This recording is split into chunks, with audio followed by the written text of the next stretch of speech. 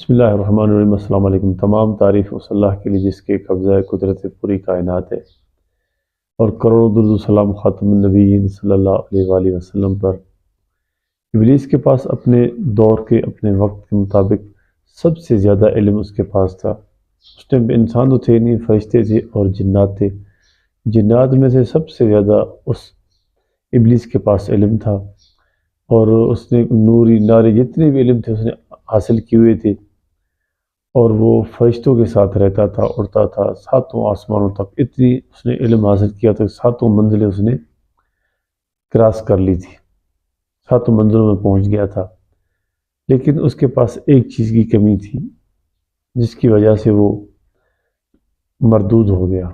ایک تو اس کے پاس کمی تھی ادب کی، ادب کی اس کے پاس کمی تھی، اور اس میں تکبر تھا، غرور تھا علم کا۔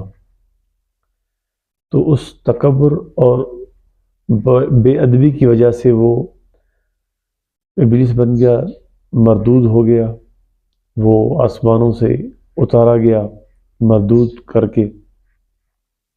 ہمارے معاشرے میں بھی جو بھی آدمی، اکثر سارے نہیں مطلب اکثر طور پہ جتنے بھی ہم نے دیکھے ہیں، تو جس کے پاس بھی تھوڑا بہت علم حاصل کر لیتا ہے دنیا کا، تو وہ اپنے رشتہ داروں کے لیے عذاب بن جاتا ہے۔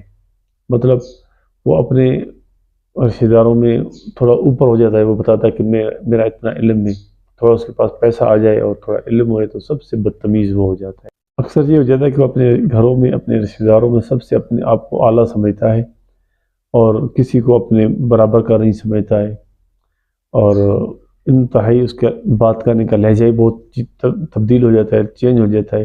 حالانکہ جو علم حاصل کیا ہے اس کی وجہ سے اس کو باادب ہونا چاہیے، کیونکہ علم ہی تو ہے جو انسانوں میں فرق ظاہر کرتا ہے کہ یہ پڑھا لکھا ہے، یہ جاہل ہے۔ جاہل کا مطلب کیا ہو جاتا ہے کہ جو بدتمیز کو بات کرنے کا طریقہ نہ ہو۔ اگر بندہ پڑھ لکھ کر بھی جاہل ہو، اس علم کا کوئی فائدہ ہے؟ کیونکہ ابلیس کے پاس نا علم بہت تھا لیکن ادب نہیں تھا، وہ صرف ادب نہ ہونے کی وجہ سے وہ مردود ہو گیا وہاں سے۔ تو ہمیں بھی جو اگر ہم نے تھوڑا بہت علم حاصل کیا ہوا ہے تو اس کو ادب اور احترام کے ساتھ لوگوں کے ساتھ پیش آنا چاہیے، نہ یہ کہ ہم شیطان کی ابلیس کی طرح اکڑ کے ان کے ساتھ بات کریں کہ ہمارے پاس علم ہے۔ تکبر اور بے انسان کو لے ڈوبتی ہے، دنیا میں بھی آخرت میں بھی۔ ڈر کے حساب سے لوگ تو آپ کی عزت، ہماری عزت کریں گے، لیکن دلی طور پہ ہماری عزت تب کریں گے جب ہم باادب با احترام ہوں گے۔